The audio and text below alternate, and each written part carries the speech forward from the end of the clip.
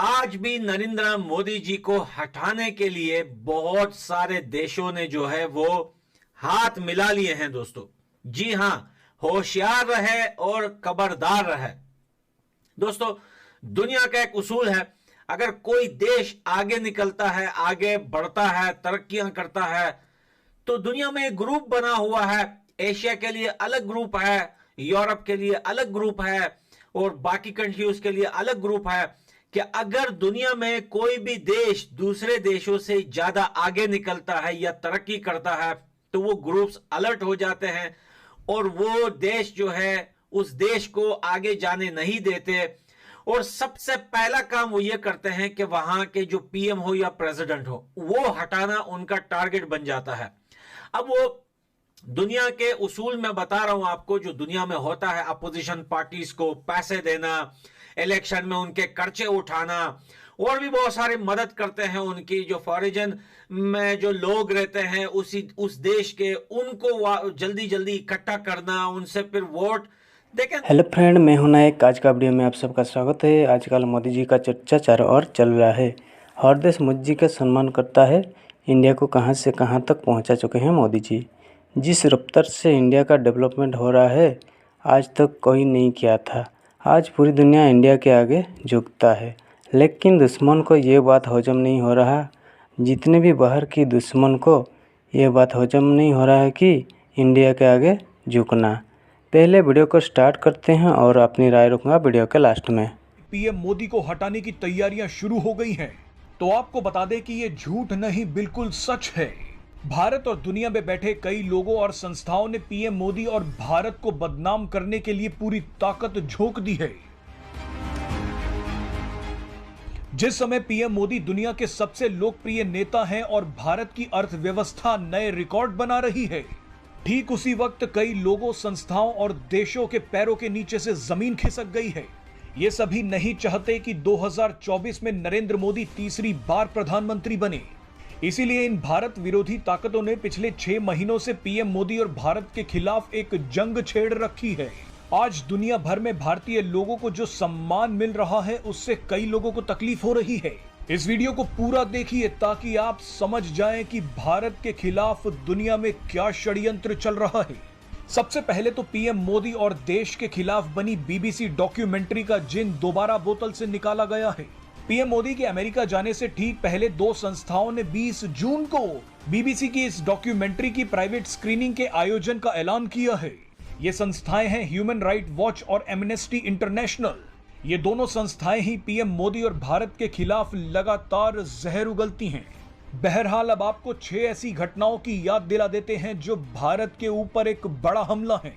पहला उदाहरण है वर्ल्ड प्रेस फ्रीडम इंडेक्स की एक रिपोर्ट का। इस रिपोर्ट में भारत को 161वें नंबर पर रखा गया है। प्रेस की स्वतंत्रता पर जारी की गई इस लिस्ट में कुल 180 देश हैं। हैरानी की बात देखिए कि पाकिस्तान, अफगानिस्तान, श्रीलंका, सूडान और लीबिया जैसे देशों में प्रेस की फ्रीडम भारत से अच्छी बताई गई है। इस रिपोर्ट से बड़ा मजाक दुनिया में कोई नहीं हो सकता। अब आपको दूसरा उदाहरण दिखाते हैं। हाल ही में भारत दुनिया का सबसे आबादी वाला देश बन गया। इसका मजाक उड़ाते हुए जर्मनी की एक पत्रिका डेर स्पीगल ने एक कार्टून बनाया। कार्टून के जरिए भारत की जनसंख्या को चीन से आगे निकलता हुआ दिखाया गया है। कार्टून में 2 ट्रेनें दिखाई गई हैं। एक तरफ झूठ फैलाने के लिए लोगों से खचाखच भरी पुरानी भारतीय रेलगाड़ी को दिखाया गया है, जिसके ऊपर भारतीय तिरंगा लिए लोग बैठे हैं। वहीं दूसरी तरफ चीन की बुलेट ट्रेन दिखाई गई है। भारत ने जब इस कार्टून का विरोध किया तो जर्मनी की सरकार को माफी मांगनी पड़ी। अब आप तीसरा उदाहरण देखिए।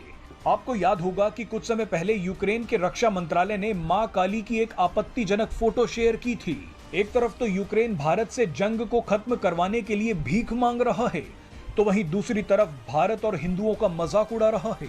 मजे की बात देखिए कि भारत का मजाक उड़ाने के बाद जर्मनी की तरह यूक्रेन ने भी माफी मांगी, लेकिन ये माफी सिर्फ ढोंग है। अब आपको चौथा उदाहरण दिखाते हैं। मुसलमानों के नाम पर ओआईसी भारत को लगातार ज्ञान देता रहता है। भारत को बदनाम करने के लिए ओआईसी कोई कसर नहीं छोड़ता, लेकिन यही ओआईसी चीन के आगे घुटने टेक देता है। वही चीन जो मस्जिदें तोड़ रहा है, मुसलमानों की दाढ़ी काट रहा है। 5वां उदाहरण जॉर्ज सोरोस का है। ये अमेरिकी अरबपति पीएम मोदी और भारत को बर्बाद करने के लिए अरबों रुपए खर्च कर रहा है। रिपोर्ट्स के मुताबिक जॉर्ज सोरोस भारत के कई संस्थाओं, पत्रकारों, सेलिब्रिटीज और बुद्धिजीवियों को पैसा देता है ताकि ये लोग दिन रात टीवी और सोशल मीडिया पर पीएम मोदी और भारत को नीचा दिखा सकें। लेकिन भारतीय विदेश मंत्री एस जयशंकर ने जॉर्ज सोरोस की बैंड बजा दी थी। एस जयशंकर ने कहा था कि अमेरिका के अरबपति जॉर्ज सोरोस बूढ़े, अमीर, जिद्दी और खतरनाक हैं। अब आपको आखिरी उदाहरण भी दे देते हैं। आखिरी उदाहरण खालिस्तान का है। कई देश भारत को तोड़ने के लिए खालिस्तानियों को अब पैसा दे रहे हैं। खालिस्तानी मूवमेंट को जिंदा और मजबूत किया जा रहा है। पाकिस्तान तो इसके लिए आंख बंद करके पैसा खर्च कर रहा है। कनाडा, ऑस्ट्रेलिया, ब्रिटेन और अमेरिका में खालिस्तानी भारत के खिलाफ रैलियां निकाल रहे हैं।